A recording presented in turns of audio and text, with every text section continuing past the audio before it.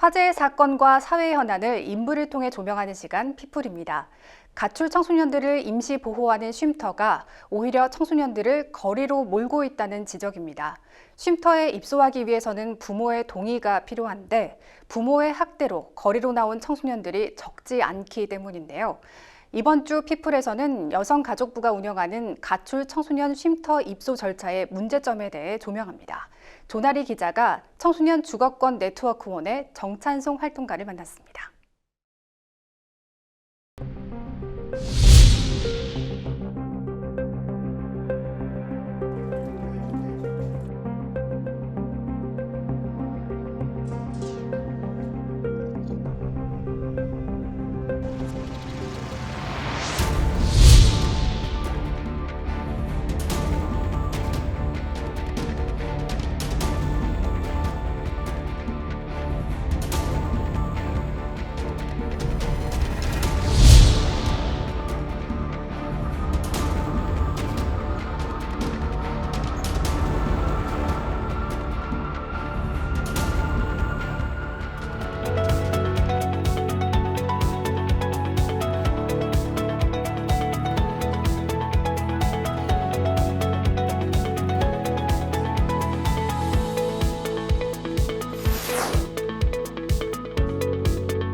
여가부에서 운영하는 청소년 쉼터에 대해서 설명 부탁드립니다. 네, 청소년 쉼터는 9세에서 24세 이하의 가정 밖 청소년을 보호하는 기관으로 청소년이 가정이나 사회로 복귀할 수 있도록 일정 기간 보호하고 원가정 복귀를 지원하는 것을 목적으로 하고 있습니다.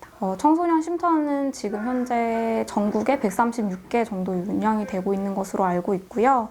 이용 기간별로 일시 쉼터, 단기 쉼터, 중장기 쉼터 이렇게 나뉘어져 있습니다. 각 쉼터마다 핵심 기능은 조금씩 다르기는 하지만 기본적으로 일시 쉼터와 단기 쉼터는 청소년을 일시적으로 보호하고 이후에 원가정으로 복귀시키는 것을 좀 우선으로 하고 있는데요. 가정 밖 청소년이 가정으로 돌아갈 수 없는 다양한 이유가 있음에도 불구하고 여전히 가정 밖 청소년들이 이제 국가의 보호를 요청을 했을 때 원가정 복귀나 아니면 가족과의 화해를 본인의 의사와 상관없이 좀 종용받는 것이 좀 지금의 현실이라고 볼 수 있습니다. 부모에게 연락을 해야 한다는 절차 때문에 그 입소가 어려운 청소년들이 있다고 들었는데요. 일단 저희가 거리에서도 청소년을 만나고 있는데요. 이 탈가정 청소년을 만나면 이제 거주할 곳이 당장 없으니까 청소년 쉼터에 가서 좀 지내보자라고 이제 설득을 하는데 쉼터에 들어가면 부모나 경찰에게 자신의 위치가 알려질까봐 가고 싶지 않다라고 거부하시는 분들이 많고 그래서 오히려 차라리 노숙을 선택하시는 분들을 많이 봤던 것 같아요. 최근에 저희가 인권위를 통해 탈가정 청소년을 대상으로 연구를 진행을 하기도 했는데요. 그때 만났던 이제 청소년 분들도 이제 쉼터에 가면 부모님한테 잡혀간다 이런 소문을 친구들에게 너무 많이 들었다. 그래서 쉼터 근처에도 가지 않았다라는 이야기들을 하면서 이제 갈 곳이 없다라는 이제 호소를 하시기도 했습니다. 어느 정도 좀 사실인 부분도 있는 거죠? 기자회견에서도 좀 밝히기도 했는데 청소년분이 쉼터에 들어가서 어쨌든 부모에게 연락이 갔고 근데 그분은 이제 가정폭력 신고를 하기도 하셨어요. 그런데 이제 경찰 조사를 받기는 했지만 무혐의가 나오자마자 이제 부모에게 어디에 있는지 위치가 좀 알려졌고 그 일시 쉼터였거든요. 그래서 3일의 일시 보호가 끝난 이후에 그 쉼터에서 나오자마자 쉼터 앞에서 부모에게 끌려가게 됐던 상황이 최근에도 발생을 했거든요. 그래서 그런 청소년들 사이에서 도는 소문이나 공포가 실제적이라고 볼 수 있습니다. 부모가 이제 가정폭력을 했다라는 걸 신고를 하고 그게 이제 인정이 되어야지만 이제 입소할 수 있다는 건데 근데 만약에 경찰 신고를 원치 않는다면 우선은 신고를 하지 않더라도 보호자에게 연락을 하면 쉼터에 들어갈 수 있는 건 맞아요. 그래서 그 신고를 하지 않더라도 있을 수는 있지만 보호자에게 연락을 하고 보호자가 그 쉼터에 머무는 것을 동의한 상황이면은 있을 수 있다라고 보시면 될 것 같고요. 경찰 조사를 받는 청소년들이 겪는 어려움이 어떤 게 있는지. 네, 우선은 그 청소년분들이 신고를 원치 않는 경우가 많이 있어요. 모두 이렇게 가정폭력이나 아동학대 같은 경우에 이제 본인의 보호자를 내가 경찰에 신고하고 처벌을 받게 할 수 있다라는 게 심리적으로 청소년분들의 거부감을 느끼게 하는 것 같고, 그리고 그 과정, 수사 과정 자체도 쉽지 않고 오래 걸린다라는 이제 문제들이 있어서 꺼리는 부분이 있고, 녹음을 한다던가 사진을 찍는다던가 이런 것이 굉장히 어렵기 때문에 실제로 신고를 하더라도 증거가 없으니까 무혐의가 나는 경우가 많고, 그래서 가정폭력이 아니라고 이제 판단이 내려지면은 이렇게 청소년분이 원치 않더라도 부모에게 이 청소년 어디 있고 어디서 보호받고 있다가 알려지게 되는 상황을 굉장히 많이 마주하고 있는 것 같습니다.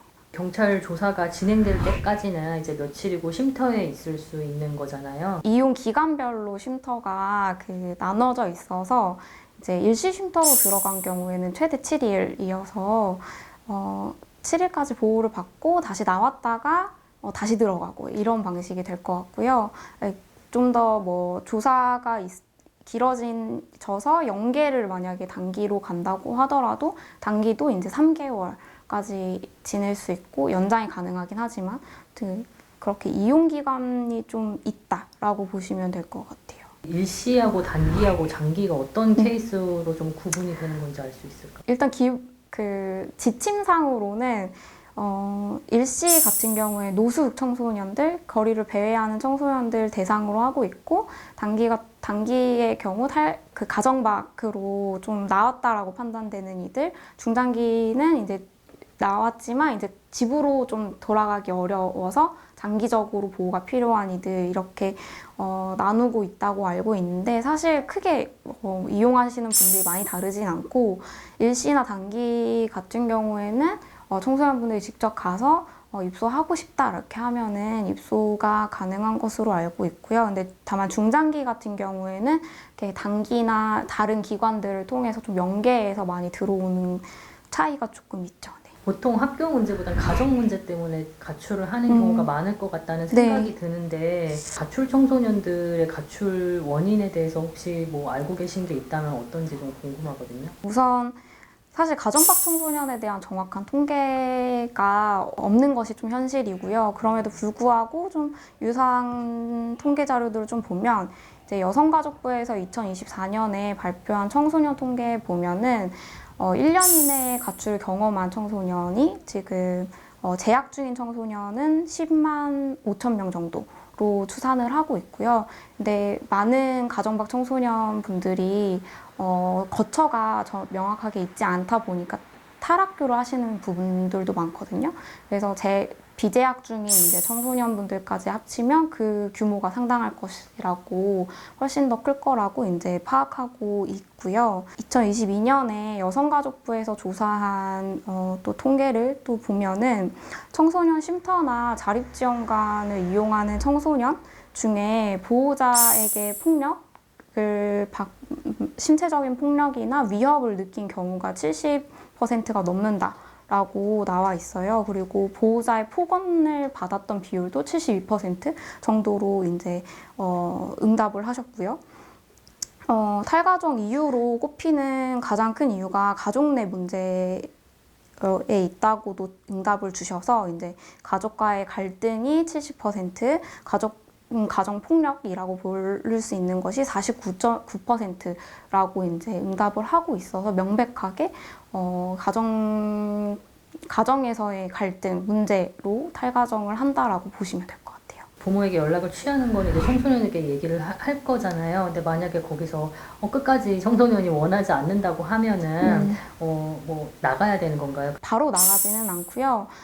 그 운영 지침을 보면은 24시간까지 단기 보호를 하면서 그 위기 상담을 할 수 있게 되어 있고, 그럼에도 불구하고 72시간 내에는 보호자에게 연락하는 것을 원칙으로 하고 있어요. 보호자에게 거소지정권이 있고, 실종아동법에 따르면은 쉼터 같은 경우에 청소년을 보호하고 있으면 그 보호 사실을 즉시 경찰에게 통보해야 되는 의무가 있기 때문에 부모에게 연락하지 않고 경찰에 신고도 원치 않는다 이런 경우에는 72시간 뒤에는 나가게 되는 절차를 밟게 되죠. 어떻게 설득하고 뭐 이럴 수도 없는 그런 상황인 거죠, 현장에서는. 현장에 계시는 분들은 이렇게 거리로 나가는 건 이렇게 너무 위험하기도 하니까 최대한 많이 붙잡기는 하시는데 사실 청소년 이렇게 보호를 할 수 있는 어떤 법적 근거가 없으니까 사실 말리는 데는 좀 한계가 있는 것 같고요.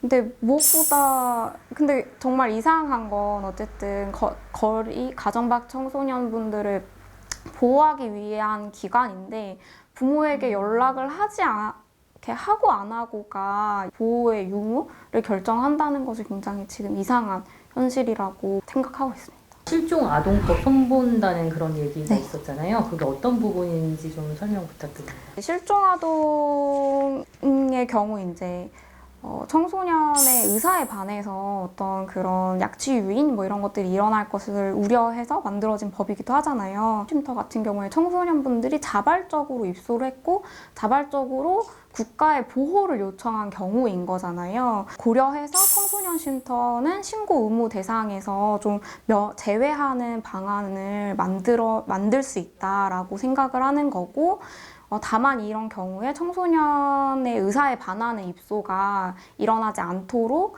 의사결정을 감시 체계를 좀 늘리는 방안을 이렇게 같이 고려해 볼 수 있는 거죠. 거리 청소년들에게 정말 지금 필요한 지원이 무엇인지, 정부가 해줄 수 있는 건 무엇인지. 가정 밖 청소년 분들의 어떤 가장 큰 욕구 중에 하나는 이제 주거가 안정되기를 바라는 거일 것 같아요. 근데 지금의 청소년 쉼터나 그 외에 아동양육시설 뭐 이렇게 분류되는 곳들이 사실 집이 되기는 어려운 것 같아요. 지금은 그런 주거 대안이 없으니까 이제 원가정 복귀 아니면 시설 두 가지 선택지밖에 없는 것이 청소년분들을 계속 거리로 내모는 상황이라고 보여지고 있어서 지역사회에서 좀 살아갈 수 있도록 하는 것이 가장 필요하지 않을까 싶습니다. 말씀드린 것처럼 부모에게 연락을 안 한다고 보호를 포기하는 것이 굉장히 잘못된 이제 방식인 것 같다는 생각이 들고요. 쉼터 보호 사실만 고지하는 방법도 충분히 있을 수 있는 거예요. 72시간 내에 청소년분들이